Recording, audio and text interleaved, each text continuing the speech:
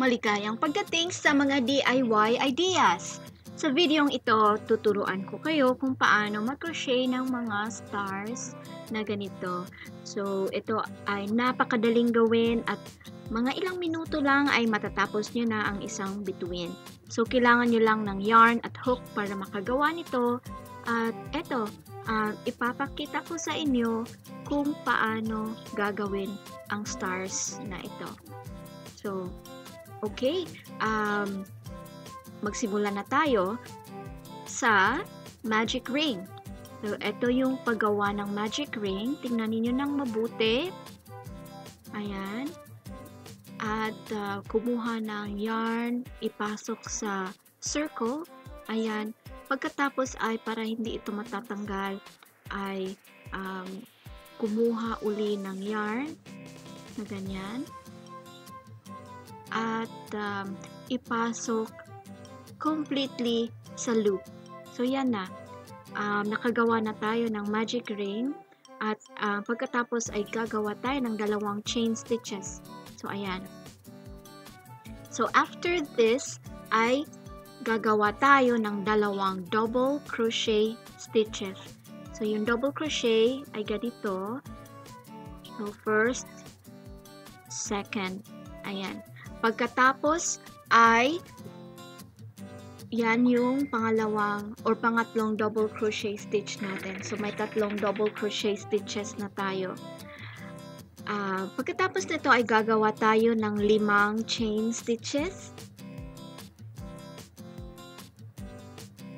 Okay, ayan. May 5 chain stitches na tayo.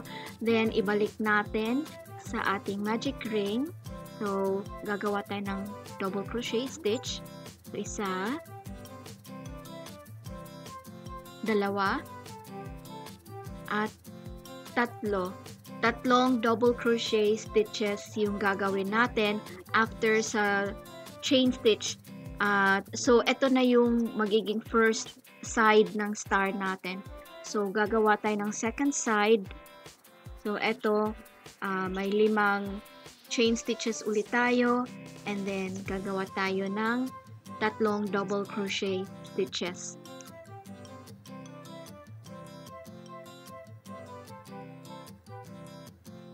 Okay, ayan. So may 2 sides na tayo ng ating star. So gagawa ulit tayo ng chain stitches. 3, 4, yep, 5. Okay, tapos double crochet stitches. Okay, number 2. At yung pangatlong double crochet stitch natin. Ayan. So, paulit-ulit lang yung pattern natin. So, nakikita nyo na yung pattern. Meron tayong 5 chain stitches. Pagkatapos nito ay 3 double crochet stitches. Hanggang sa makagawa tayo ng 5 points ng ating star.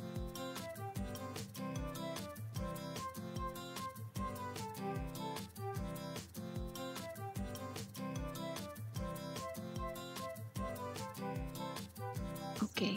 So, may 4 na tayo. So, gagawa tayo ng 5 chain stitches para sa pang-5 point ng ating star. So, ayan.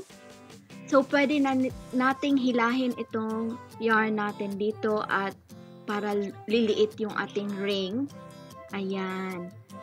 At itong chain stitch na last ay i-connect natin sa pinakaunang double crochet stitch natin.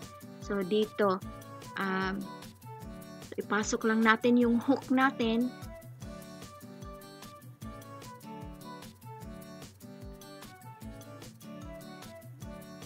Okay, tapos kumuha ng yarn at ipasok uli dito sa may butas at sa pangalawa doon sa chain stitch. So, ayan, na-connect na natin at makikita ninyo na may star na tayo pero medyo malambot itong star natin. So, ayan no.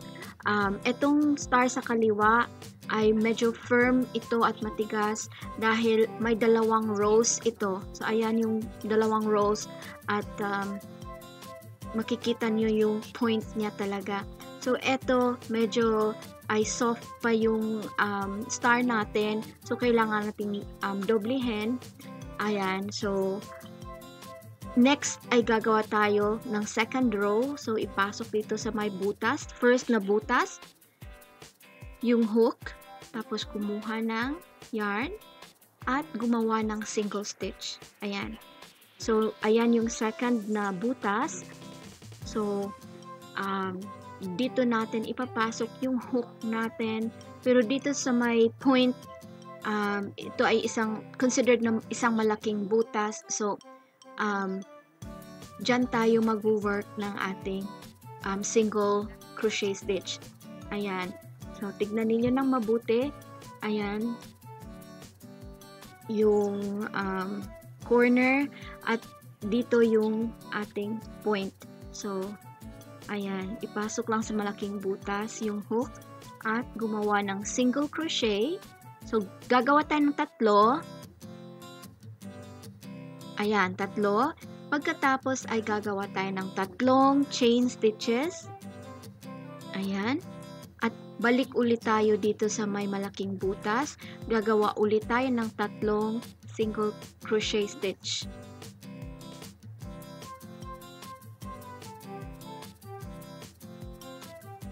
Ayan, pangalawa. Tapos, ito yung pangatlo. So, ito na yung isang point ng ating star at ayan, makikita na ninyo yung point niya talaga. So, ito, tignan ninyong mabuti, may dalawang butas dito sa in between sa ating tatlong double crochet stitches. So, dito natin ipapasok yung ating hook. Tapos, skip lang yung sa middle at doon tayo sa isang butas. So, ayan. Tapos, uli, ika-cover natin yan, yung ating mga chain stitches. Ayan, tatlo. Tapos, tatlong chain stitches. At pagkatapos, tatlong single crochet stitches.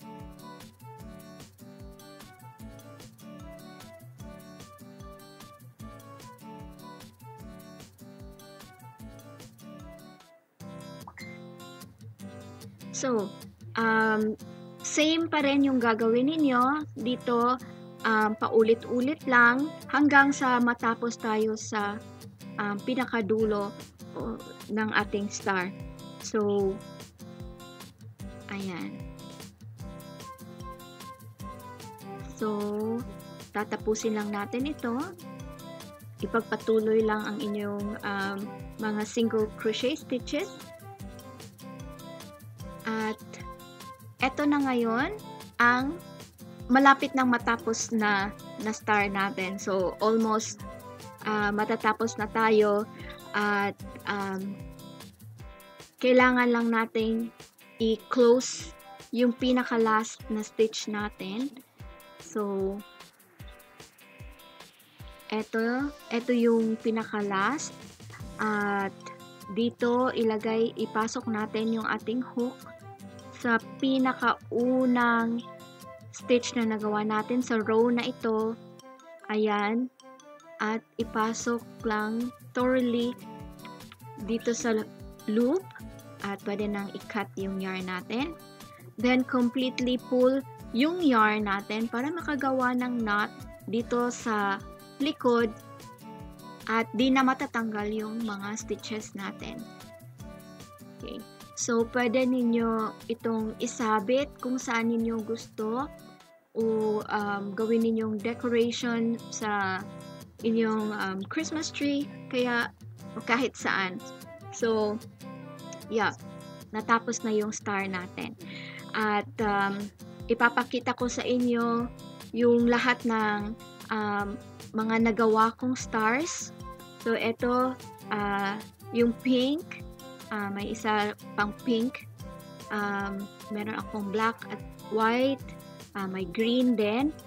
Yeah. So, sana ay nagustuhan ninyo ito at bigyan kami ng thumbs up.